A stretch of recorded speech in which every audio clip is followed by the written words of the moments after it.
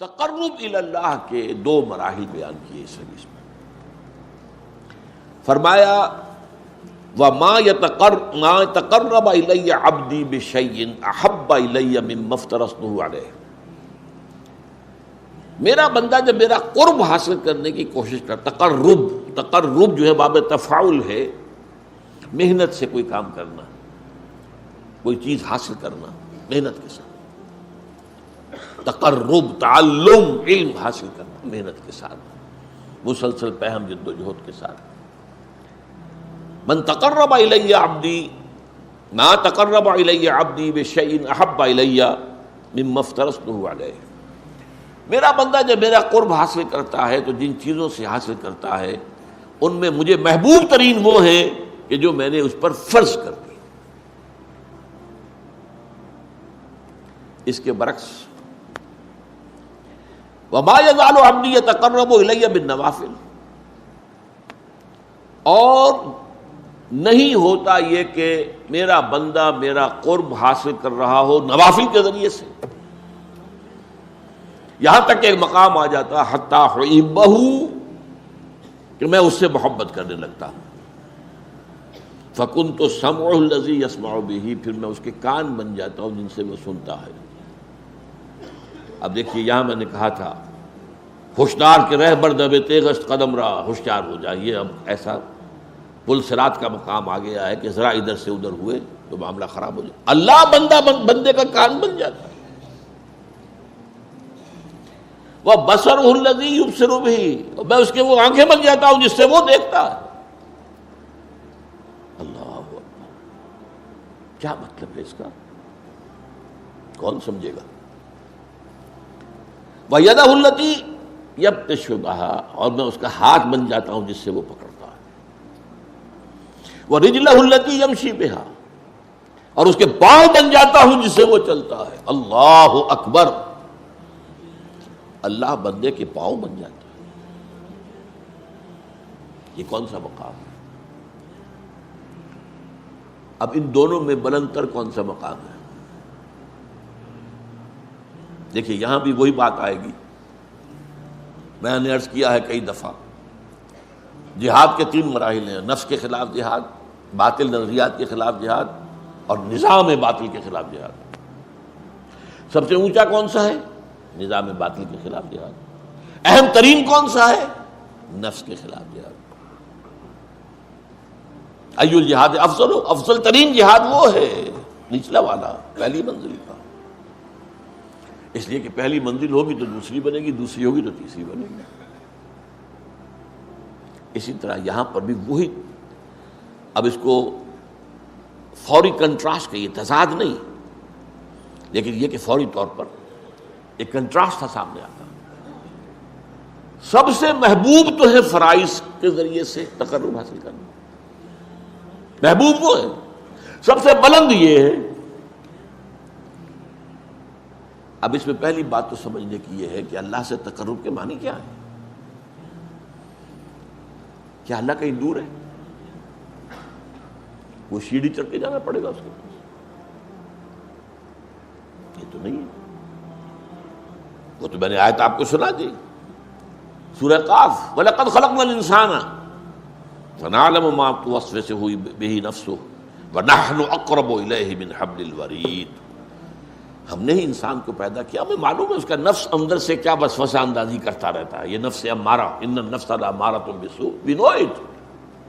ہم ہی نے بنایا نا، وہ ساری خواہشات ہم نے رکھی اس نفس کے اندر، وہ سارے اینیمل انسٹنکٹس ہم ہی نے رکھے ہیں نا اس کے اندر. we know it. کیا گھڑی ساز کو پتہ نہ ہوگا گھڑی میں کون سے پردے ہیں؟ لیکن یہ کہ وَنَحْنُ أَقْرَبُ إِلَيْهِ مِنْ حَبْلِ الْوَرِيدِ، ہم اس سے قریب تر ہیں اس کی رگ جان سے بھی، سب سے بڑی جو رگ ہوتی ہے. تو اللہ تو اتنا قریب ہے، پھر تقرب کے کیا بنے؟ یہ بات غور طلب ہے. اللہ قریب ہے، ہم دور ہیں. بہت پیارے اشعار ہیں: کرا جوئی چرا در پیچ و تابی، کہ اون پیداست تو زیر نقابی. کسے ڈھونڈ رہے ہو بھائی آ کر یہاں جنگل کی گپھاؤں میں اور غاروں میں اور پہاڑوں کی چوٹیوں پر؟ کسے ڈھونڈ رہے ہو؟ یہ پیچ و تاب کیا ہے تمہارے اندر؟ یہ فلسفہ اور یہ عقل اور اس کے گھوڑے دوڑا رہے ہیں ذات و صفات باری تعالیٰ کے بارے میں، یہ پیچ و تاب۔ اسی کشمکش میں گزری میری زندگی کی راتیں، کبھی سوز و ساز رومی، کبھی پیچ و تاب رازی، یہ پیچ و تاب۔ اقبال نے اس حرف پیچا پیچ کہا ہے، فلسفہ، منطق۔ کرا جوئی چرا در پیچ و تابی، کرا کہرا چرا چہرا، یہ فارسی میں اس طرح شعری ضرورت کے تحت یوں بنتے الفاظ کہ تو پیدا کہ او پیداست تو زیر نقاب، وہ تو سامنے ہے، ظاہر ہے، پردہ تو تمہاری آنکھ پہ پڑا ہوا ہے، زیر نقاب تو تم ہو۔ یہی وجہ ہے جنہیں عام طور پہ داتا بخش کیا دیا جاتا ہے، شیخ عثمان بن علی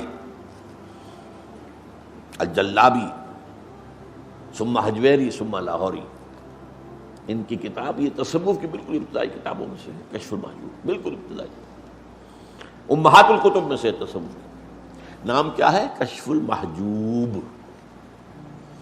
حجاب میں ہم آئے ہوئے ہیں، وہ تو ہے، ہر جگہ ہے، وہ معکم اینما کنتم، تم جہاں بھی ہوتے ہو تمہارے ساتھ ہوتا ہے۔ اب یہ پھر بڑا خطرناک مسئلہ، اس پہ بڑی بحثیں، کیا اللہ یہاں ہے؟ وہ تو کہہ رہا جہاں بھی تم ہوتے ہو میں ہوتا ہوں۔ اب اس میں ایک تعبیر کی گئی، صفاتی طور پر ہوتا ہے کہ وہ ہماری ہر بات کو دیکھ رہا ہے، وہ کہیں دور بیٹھا ہوا، یہ ایک خاص تصور ہے جو اکثر کم سے کم جو بھی ذہن و فکر کی کوئی اونچی سطح رکھتے ہوں وہ اس کو قبول کرنے کو تیار نہیں۔ اللہ کسی جگہ پر محدود ہے؟ نہیں۔ کیسے ہمارے صاحب نہیں جانتے؟ اس میں یہ ہے اصل میں جو بچانے والا راستہ ہے۔ اللہ دیکھتا ہے، کیسے دیکھتا ہے ہم نہیں جانتے۔ کیا اس کی آنکھیں اس طرح کی ہیں؟ کیا اسے بھی دیکھنے کے لیے روشنی کی ضرورت ہوتی ہے؟ بہت سے جانور ہمیں معلوم ہے جو بغیر روشنی کے دیکھتے ہیں، اللہ کیسے دیکھتا ہم نہیں جانتے۔ وہ سنتا ہے، یہ جانتے ہیں ہم، کیسے سنتا ہم نہیں جانتے۔ وہ ہمارے ساتھ ہے، اس میں کوئی شک نہیں، کیسے ہے یہ ہم نہیں جانتے۔ اس کیسے کی کھود کرید میں جب پڑے تو وحدت الوجود نکل آیا، وحدت الشہود نکل آیا، وہ فلسفے بڑے بڑے نکل آئے، وہ عقل و خرد کی بڑی اونچی منزلوں پر جا کر آدمی کی کچھ سمجھ میں تو آ سکتے ہیں، ورنہ اسی میں کفر ہے۔ اس کا ہر چیز اللہ ہے، اس کا مطلب ہے اس میں سے وہی پھر ہماؤس نکل آیا۔ یہ سارے فلسفے انسانوں نے اسی سوچ میں تو نکالے ہیں۔ لیکن یہ کہ میں نے کہا تھا نا کہ ہوشدار کے رہ بردب تیغست قدم راہ، تو اس اعتبار سے تقرب کا مفہوم کیا ہے کہ اللہ کی طرف باطنی طور پر بڑھنا، اور بڑھنے کے لیے کہیں دور جانے کی ضرورت نہیں ہے، اپنے ہی اندر۔ وہ جو میں نے بارہا آپ کو سنایا ہے شعر عبد القادر بیدل کا، ستم است گر ہوست کشد کے بسیر سرو تھمن درا، تجھے اونچا کم نہ دمی دئی درے دل کشا بچمن درا۔ بڑے ستم کی بات ہے کہ تمہاری خواہش نفس تمہیں کہے چلو بھائی ذرا باغ میں جا کے دیکھو، سرو سمن کی سیر کرو، دیکھو کیسے اچھے اچھے پھول ہیں، کیسا سبزہ ہے۔ ارے تم خود گنچے سے کم دمکتے ہوئے نہیں ہو، تم تو اللہ کی تخلیق کا کلائمیکس ہو۔ ذرا کبھی اپنے دل کے دروازے کھولو، اندر کا جو باغ ہے کبھی اس میں داخل ہو کر سیر کرو، کہ اپنے من میں ڈوب کر پا جا سراغ زندگی۔ تو وہ تو ہے، وہ کہیں دور نہیں ہے، تم جو ہے اس کی طرف متوجہ نہیں ہو۔ تمہاری ساری توجہ جو ہے دنیا کی طرف ہے، تمہاری ساری بھاگ دوڑ دنیا کے لیے، تمہاری ساری سوچ بچار دنیا کے لیے، تم اس کی طرف متوجہ نہیں ہوتے۔ ہم تو مائل بکرم ہیں، کوئی سائل ہی نہیں، راہ دکھلائیں کسے رہنم منزل ہی نہیں۔ یہ جو حدیث میں آتا ہے کہ رات کے آخری حصے میں اللہ سمائے دنیا تک اتر آتا ہے، کیسے اتر آتا ہے یہ ہم نہیں جانتے،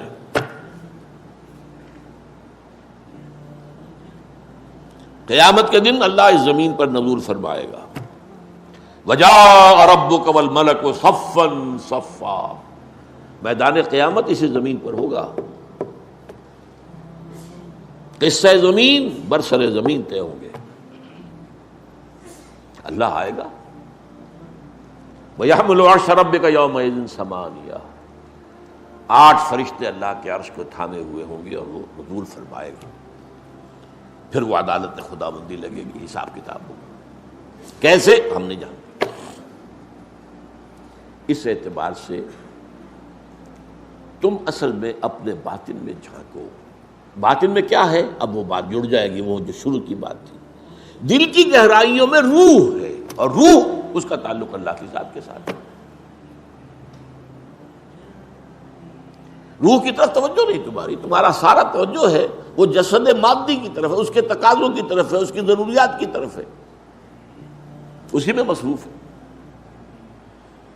روح کی طرف متوجہ ہو کر انسان تقرب حاصل کرتا ہے کہ او پیداست تو زیر نقابی هو الاول والآخر والظاہر والباطن. سب سے ظاہر ہستی تو اسی کی ہے، ہاں سب سے مخفی بھی وہی ہے.